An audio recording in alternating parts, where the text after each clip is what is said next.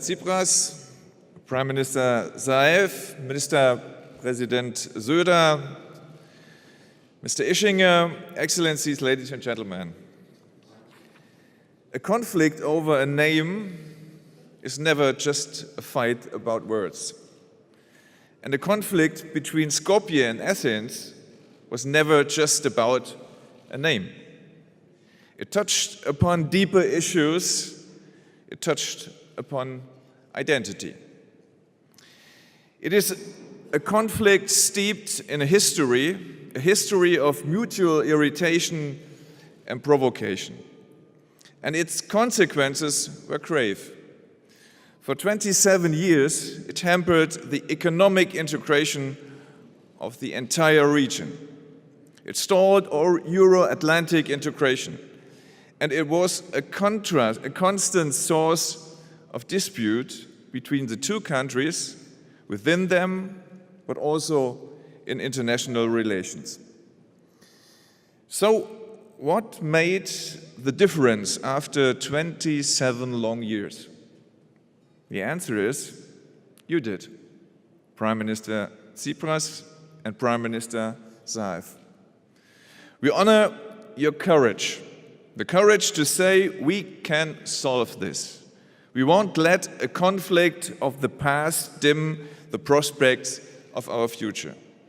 The courage that it took to agree on painful compromises and to fight for the Prespa agreement despite fierce opposition in both of your countries.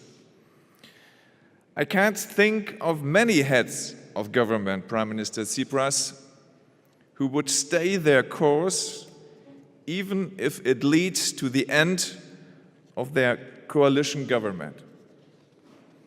Both of you defied the odds. Solving the name issue was never a low-hanging fruit. Hundreds of diplomats from your countries, the United Nations, the European Union, and NATO left no stone unturned to find a solution. Over the course of the years, United Nations Special Representative Matthew Nimitz proposed dozens of different names. Actually, when he started working on this issue, the two of you were still at university. And your foreign ministers, my colleagues Nikola and Nikos, spent days and very long nights negotiating with each other. We owe all of them our praise and our gratitude. But the real struggle, however, began after the signing ceremony. When I visited Athens and Skopje in September, prospects for the implementation of the agreement seemed gloomy. And a massive campaign against it was underway, and yes, supported also by interested foreign countries. And in Greece, thousands of people were protesting in the streets. What restored my hope was your optimism. When I asked Prime Minister Zaev how to steer the agreement through the ratification phase, he smiled and he said, "If it is easy, it would not be us who had to do it." That was the spirit in which you always negotiated. It guaranteed your success. You managed to turn the page on the conflict of the past. You opened a new chapter of good neighborly relations. And you paved the way for North Macedonia to become NATO's newest ally and to move quickly towards the European Union. Your success stretches beyond the region. It inspires the world. One of my international colleagues said to me a few weeks ago, "These days, our hope is coming from the Balkans."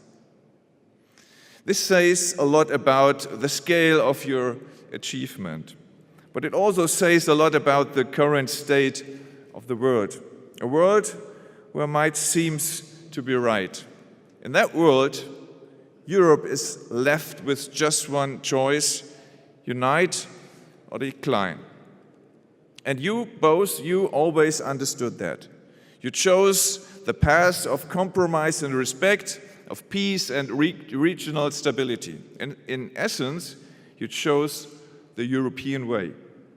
At a time when populists are arguing that the European Union wants to erase our national identities, you gave them a powerful lesson.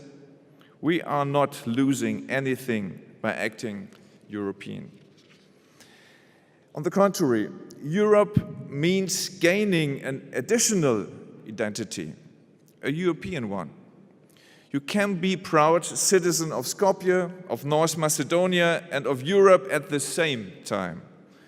And the beauty of our European identity is it unites us in our diversity.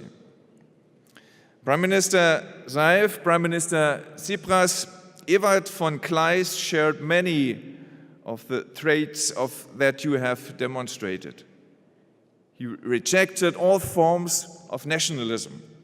He showed great courage when he joined the resistance to put an end to the Nazi regime. And he never stopped believing in the ability of humans to work together for peace. And so, I could not think of two more dignified recipients of the Evald von Kleist Award than you, Alexis Tsipras and Zoran Zaev. Congratulations on the Evald von Kleist Award, and thank you for being true European leaders.